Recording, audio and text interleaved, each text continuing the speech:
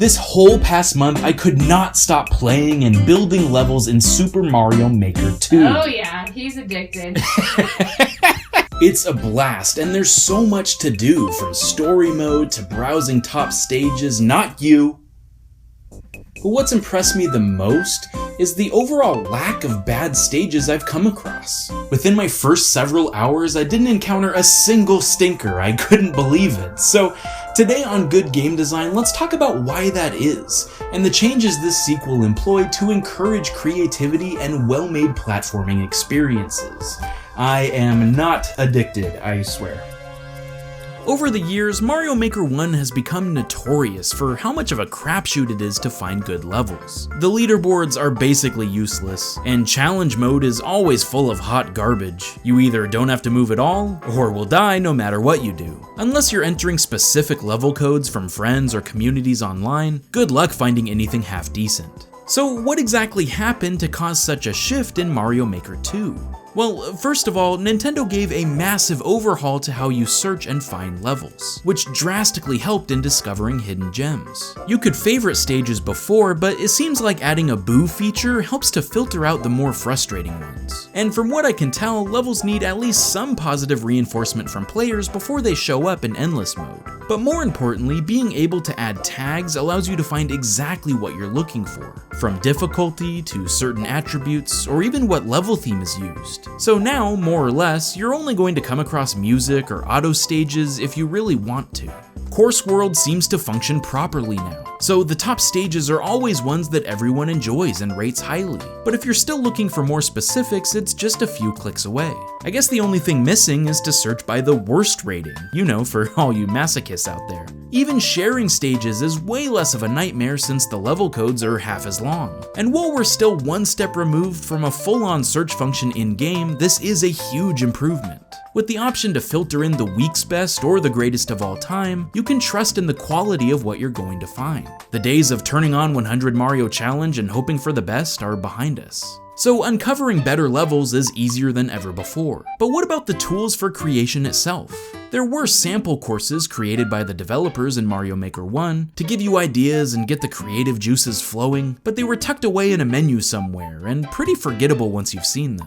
This time around they made basically the same thing, but presented it in a completely different way through a jam-packed story mode. Now this is how you give examples of inventive level ideas, by turning it into a game where you collect coins and rebuild Peach's castle, as well as meet silly characters and unlock rewards and power-ups along the way. There's over 100 stages here, and each one concisely gives you a starting model to help jog your mind when it comes to making your own levels. Virtually everything is explored here, from day and night changes to challenging puzzles. They even included new pieces that aren't available in creator mode, which is an odd choice. Come on Nintendo, give us the stone in an update please. Now if you want to go the extra mile in how to design effectively, you can enter Yamamura's dojo, where they instruct you step by step in how to build your masterpiece. This covers more of the game design and theory behind the creation tools, which is something that was sorely lacking in the original game. It definitely feels like Nindy saw what happened the first time around and vowed to fix it by addressing those issues directly, like trolling, reading the player's mind, and efficiently expressing your vision. They even talk about some of the exact tips we gave in our video years ago. I'll just assume they got it from us. You're welcome, Doug Mario.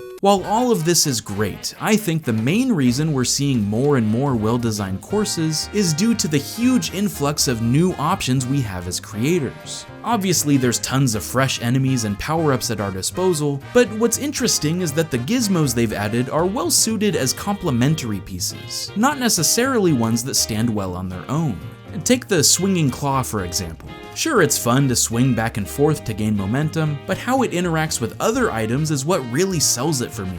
You can put it on a track, place other enemies inside the claw, create a crane game, use the proximity release to guide something through a gauntlet, or even stand on something in the swing as a safety shelf. The claw itself is vanilla, but when it combines with the other pieces, it becomes Rocky Road. Maybe that's just an isolated case though.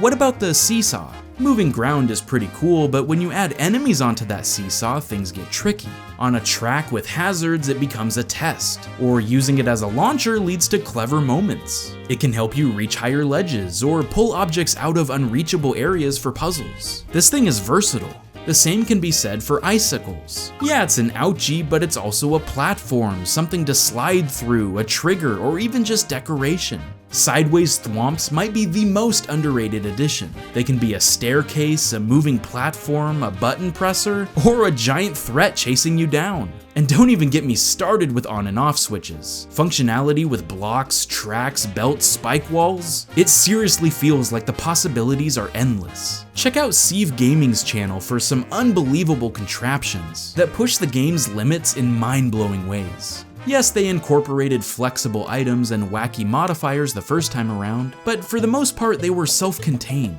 This enemy does this, or this object does that. Now, the name of the game is interactivity. They built on top of what was already established, so now the sheer amount of options available are incredible, and the nighttime alternative themes and scroll stop only enhance the possibilities. So combinations that wouldn't normally work together now have loads of potential, due to low gravity, wind mechanics, or extra slippery ice. Heck, there's a level where Mario turns into a mole, and it might be the most clever thing I've ever seen. Before, each game mode was more or less interchangeable, but now you have to account for so many variables within each terrain type, game style, and day or night alternative that while it can feel overwhelming, it also feels like if you can dream it, you can make it.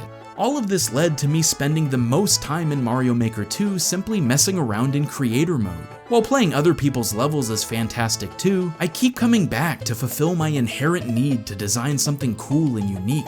Even the short stages that appear on the title screen seem to be more in depth than the original, to help nudge players toward creation by giving them a decent place to start. Of course, the game isn't perfect. The lack of crossover between 3D World and the other styles is a bit of a bummer. The multiplayer is just unforgivably unplayable, which is a shame, because there's already been a ton of creative versus stages. And win conditions, while good in theory, are only usable if your stage doesn't have any checkpoints, which severely limits their appeal. But the fact that they've given us an unprecedented palette of options, effectively shown us versatile ways to use them, and made it simpler than ever to find the best of the best, if we get decent updates and support along the way, I'd say Mario Maker has legs for years to come. I love that you can make so much more than platforming. I've seen Metroidvania adventures, brain-stumping puzzles, co-op jungle gyms, racetracks, jukeboxes, avant-garde art pieces, even straight-up bullet hell endurance stages. And the game's only been out for a month. If you need any more proof of what I'm talking about, try browsing the top stages in the Super Expert category. The community has shown me time and time again that just when I think I've seen it all, there's always more ways to connect the plethora of items and goodies together, and this only helps spark new ideas and creators as well. I've even tried my hand at making a Kaizo-style stage or two, and they are totally my new favorite thing to do. I've also seen a rise in 20-second speedrun stages, which shows me that people are starting to get more confident in their ability to make things, even if it's just in short bursts. I think that unlike Mario Maker 1, they finally struck the perfect balance of fun in both playing stages and building them, and I'm confident we've only seen the tip of the iceberg of this game's potential. Before I go, here's a short list of some of the levels I've enjoyed most so far, so you can try them out for yourself. Clear Condition Touch the Goal by Revolve. Stone Terror Forest by Frank88. Acrobatic Ascent by Smash Tunes. Bonsai Bounce by Maddie. And legit, probably the best level I've ever seen, Rising from the Poison by Warriuzzo. Also be sure to follow my creator page as well if you want to play the stages I've been making. I recommend Bullet Chasers 3D, the sequel to my most played stage in the original game. If you've been as addicted to Mario Maker 2 as I have, what is your favorite aspect of it? Whether you create, play, or just enjoy watching a stream of it, what's the most enjoyable part and why? Tell me in the comments below and let's talk about it. Thanks for watching another episode of Good Game Design. I'll see you next time. Stay frosty, my friends.